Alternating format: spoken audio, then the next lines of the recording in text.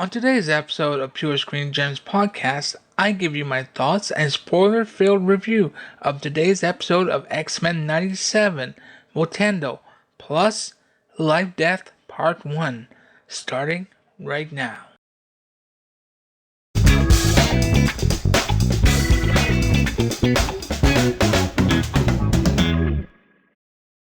Well, hey, and welcome back to another episode of Pure Screen Gems podcast and another review of X-Men 97. My name is Andre, and I'm flying solo in the Blackbird today, as I am every time for all of these reviews. Now, before I start, just want to let you know that this is a spoiler-filled episode. So if you haven't seen episode 4, Motendo / Life Death Part 1, go ahead and see it, and then come back and listen to this podcast. You've been warned now.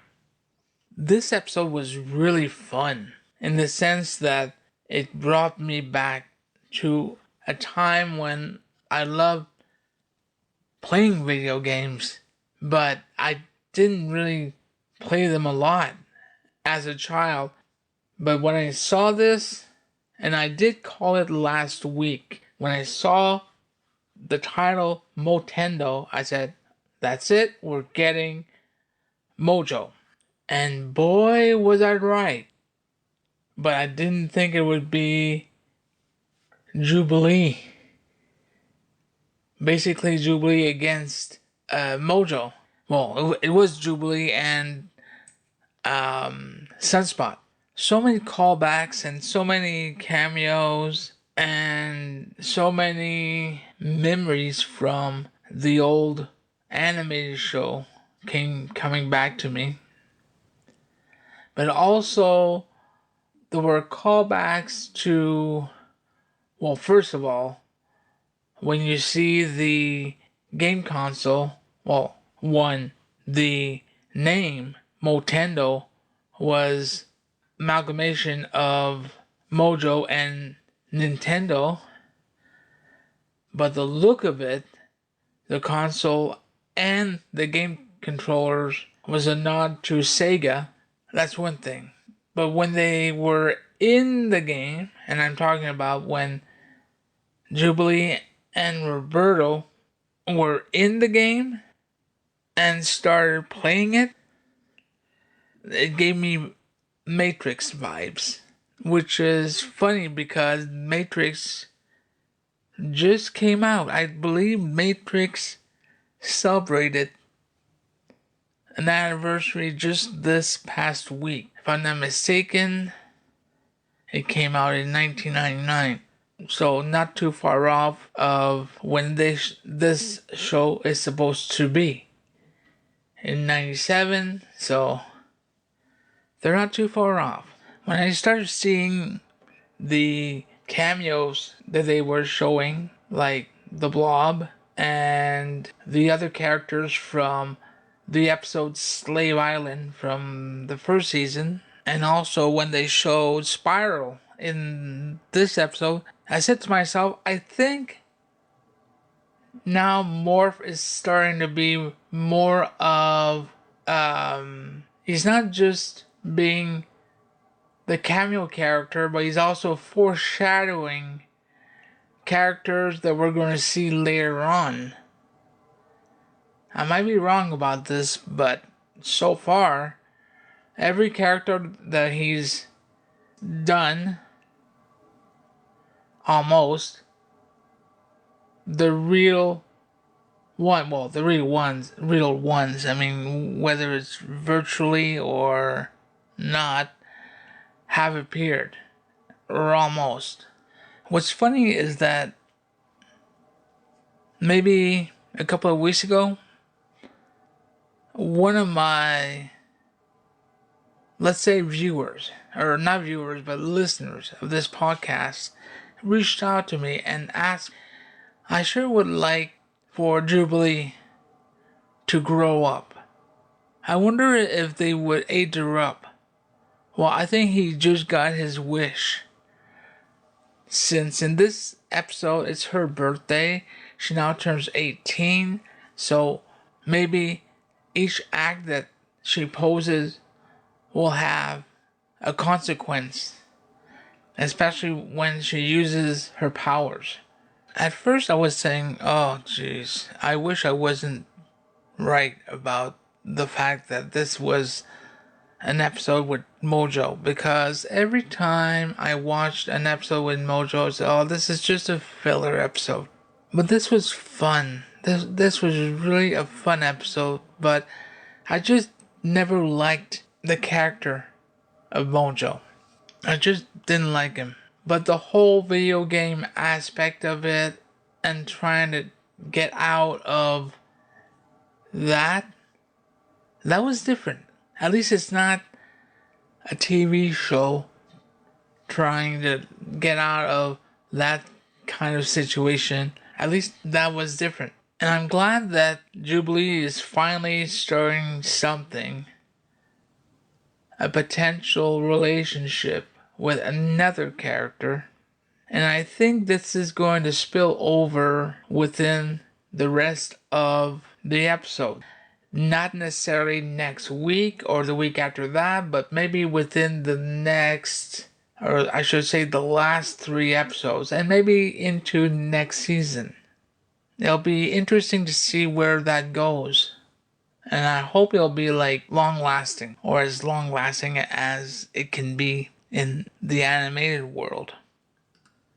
For the second part of this episode, Life Death Part 1, I kind of had a sense of this storyline where I've read this storyline before in the comics, and it's mostly comic accurate.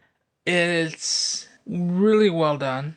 It's done in a way where the story is not rushed, where Storm is not given her powers back right away. She learns to live and grow without her powers. She learns to see what it's like without her powers. She basically tries to feel the elements around her naturally, but it's so heartbreaking when she finds out that Forge is the one responsible in a way that why she lost her powers.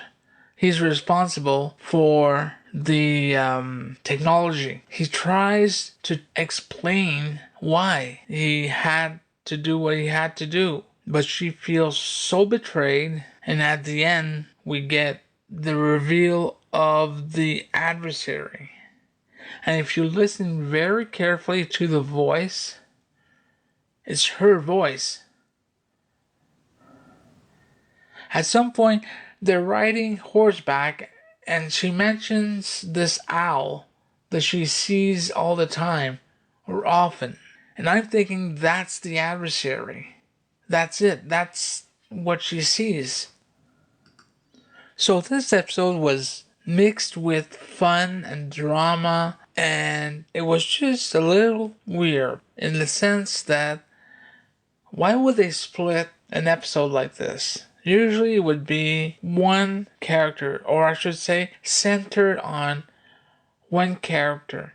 Like I remember in the second season, they would take one episode and focus on one character. Like for example, Wolverine and his battle with Alpha Flight. Gambit with